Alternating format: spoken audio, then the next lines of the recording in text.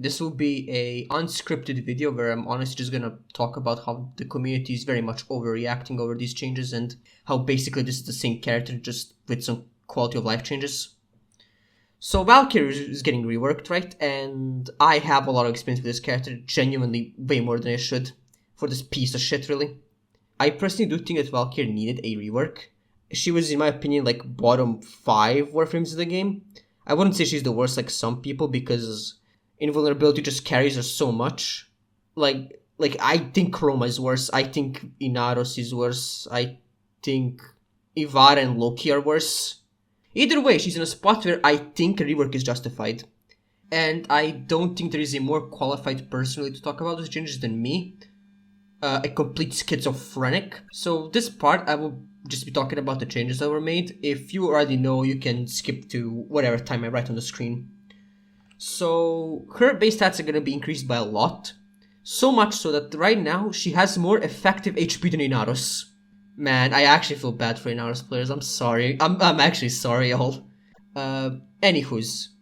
Her passive is going to be completely reworked because her current passive is useless, especially with Force invulnerability. Her new passive is this Rage Meter, which will fill up and will give you bonus melee damage up to 300%.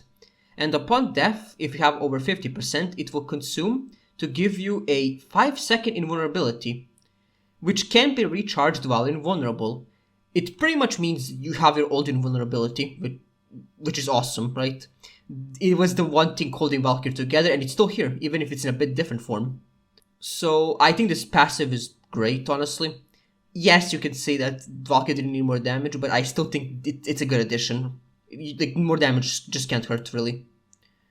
Her 1 has been made into a pretty decent grouping tool. The devs have actually decided to buff its base range after Keen Engineers tests, which is amazing. I love that they're listening to the community and the feedback we give them, which hopefully makes it to some other changes I really want to see from this character. Next up, Paralysis, and I'll just be real, meh, this is just still kind of shit. Like, the damage vulnerability just, no. Like, you already one-shot shit anyways, I don't think this is necessary. Plus, you have your 1 as a grouping tool, so this thing's augment just dies off. I really wish the devs just made a new ability. I don't know what exactly. I'm not a fucking game designer, right? I don't know what you can do, but I feel like there could have been more than this. And also, yeah, I just realized I forgot to mention the 2. It's pretty much the exact same ability, except you can actually recast it now. So if you have something like Molt Augment and want to give it its increased power, you can press 2 and boom, you have it. You don't have to dive off a ledge to reset everything. Now we tackle onto her 4. Her 4, instead of giving invulnerability, because it's been moved to the passive, will now increase Warcry's armor buff by 3 times, and I just really wish it was a separate armor buff like for Chroma. Honestly, I think that would have been a way better option, but then again, you have so much armor, it doesn't matter anyways. But for the rest of the changes to the 4, the combos have been changed, which I think is a good step in the direction, but I will get to more of that later. The healing has been changed from flat 5% of your damage to 50 at start that scales with your power, which I guess that's fine. I don't think it really changes much. You should still be full healing. The base range has been increased, which I think is a really good change for the weapon, and yeah, that's about it. It's not a major rework, like there's no change to the builders or anything, it's just mostly the passive that's been changed. And now this is where I pretty much talk about why the community think the character sucks. So I think we'll start off with she's no longer fully invulnerable, which is not true. Once again, read her passive. Her passive gives you 5 seconds of invulnerability, which can be recharged while invulnerable. Not to mention the shield gate you have after. Again, as long as you play the character the same way you did last time, it's the exact same character. Her survivability is pretty much exactly the same. Except for one thing, which is gonna be operator mode. Because of how Warframe works, if you have a channeled ability like Valkyr's 2 or 4, you will be vulnerable while you're an operator. Now, usually I would say that this really doesn't matter. However, Void Cascades are gonna be a wee bit of a problem because you are forced into operator, which means that your Warframe can get sniped while you're out. So that's like one thing you have to watch out, but I do think you can manage through it still if you just make your operator time very short. Alright, next up, the 1 buffs don't matter because you run negative range. The only reason you currently have negative range on Valkyr is because Narrow-Minded is a required mod because of how much the 4 guzzles energy.